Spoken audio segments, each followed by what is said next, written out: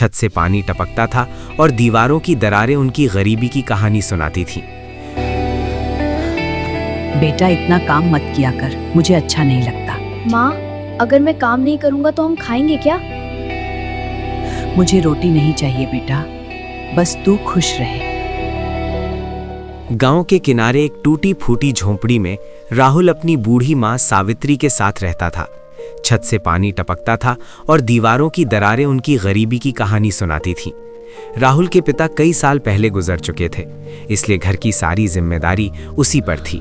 वो दिन भर ईंट भट्टे पर मजदूरी करता और शाम को थका हारा घर लौटता, लेकिन जैसे ही माँ को दरवाजे पर मुस्कुराते देखता, उसकी सारी थकान दूर हो जाती। एक दिन माँ ने कहा, बेटा इतना काम मत किया कर, मुझे अच्छा नहीं लगता। माँ, अगर मैं काम नहीं करूँगा तो हम खाएंगे क्या? मुझे रोटी नहीं चाहिए बेटा, बस तू खुश रहे। बेटा इतना काम मत किया कर, मुझे अच्छा नहीं लगता। राहुल मुस्कुराकर बोला, माँ अगर मैं काम नहीं करूँगा तो हम खाएंगे क्या?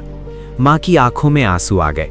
मुझे रोटी नहीं चाहिए बेटा, बस तू खुश रहे। राहुल ने माँ के हाथ पकड़कर वादा किया, जब तक मैं जिंदा हूँ तेरे चेहरे पर आंसू नहीं आने दूंगा। जब तक मैं जिंदा हूँ तेरे चेहरे पर आंसू नहीं आने दूंगा।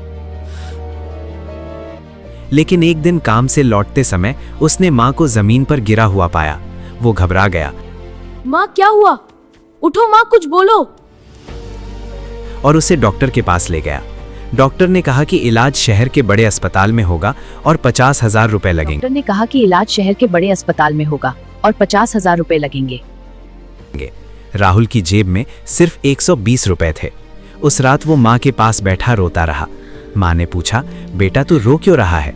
राहुल ने झूठ बोला, मैं नहीं रो रहा माँ। माँ बोली, माँ से झूठ मत बोल, तेरी आंखों के आंसू सब बता देते हैं। ये सुनकर राहुल माँ के पैरों में सिर रखकर रो पड़ा और बोला, माँ मैं तुझे कुछ नहीं होने दूंगा, चाहे मुझे अपनी जान ही क्यों न देनी पड़े। अगले दिन से उसने दोगुनी मेहनत शुरू कर दी। सुबह दूध की गाड़ी में बोरियां उठाता, दिन में भट्टे पर काम करता और रात को होटल में बर्तन धोता। उसके हाथों में छाले पड़ गए, पैरों में सूजन आ गई, लेकिन वो रुका नहीं। हर रात माँ उसके जख्मों पर तेल लगाती और रोते हुए कहती, मेरे लिए इतना मत कर बेटा, मैं तेरी तकलीफ नहीं देख सकती। मेरे लिए इतना मत कर बेटा, मैं तेरी तकलीफ नहीं देख सकती। राहुल मुस्कुराकर कहता, माँ ये दर्द नहीं, तेरी दुआ का असर है। माँ ये दर्द नहीं, तेरी दुआ का असर है। लेकिन एक दिन होटल के मालिक ने उस पर चोरी का झूठा इल्जाम लगाकर नौकरी से निकाल दिया। राहुल ने लाख समझाया पर किसी ने उसकी बात नहीं सुनी। उस रात वो खाली जेब और टूटे दिल के साथ घर लौटा। माँ ने पूछा, आज कुछ खाया? राहुल ने झूठ बोला, हाँ माँ खा लिया, जबकि सच ये था कि उसने 2 दिन से कुछ नहीं खाया था। रात को माँ ने देखा कि राहुल भूखा ही सो गया है। उसकी आंखों से आंसू बहने लगे और वो भगवान के सामने हाथ जोड़कर बोली, हे भगवान, मेरी उम्र मेरे बेटे को दे दे, बस उसे दुख मत देना।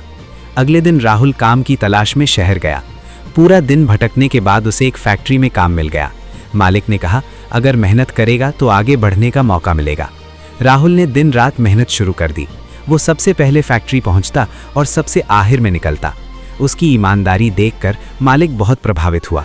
एक दिन उसने राहुल को ऑफिस में बुलाया और कहा, से तू मजदूर नहीं, इस फैक्ट्री का सुपरवाइजर है। आज से तू मजदूर नहीं, इस फैक्ट्री का सुपरवाइजर है। राहुल की आंखों में आंसू आ गए। उसने तुरंत माँ को फोन किया और कहा, माँ तेरी दुआ काम कर गई, मुझे प्रमोशन मिल गया।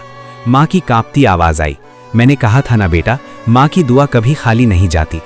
कुछ महीनों बाद राहुल ने पैसे जोड़कर माँ का इलाज करवाया और ऑपरेशन सफल रहा। जब माँ को होश आया, उसने राहुल को देखा और मुस्कुराते हुए कहा, भगवान ने मेरी सुन ली। राहुल ने माँ का हाथ पकड़कर कहा, भगवान ने नहीं माँ, तेरी दुआ ने मुझे यहाँ तक पहुँचाया है। कुछ समय बाद राहुल माँ को नए पक्के घर में लेकर गया। साफ दीवारें, छोटा सा मंदिर और उजाला भरा आंगन देखकर माँ की आंखों में आंसू आ गए। वो बोली, मैं तो झोंपड़ी में भी खुश थी बेटा, तूने मेरे लिए इतना सब क्यों किया? राहुल ने माँ के आंसू पोंछते हुए कहा, जब मैं छोटा था तूने खुद भूखी रहकर मुझे खिलाया था, आज मेरी बारी थी। माँ ने उसे गले लगा लिया और दोनों की आंखों से आंसू बहने लगे। सच तो यही है कि माँ की दुआ में इतनी ताकत होती है कि वो पत्थर को भी सोना बना सकती है। और जो बेटा अपनी माँ के आंसुओं की कद्र करता है, भगवान उसकी किस्मत जरूर बदल देता है।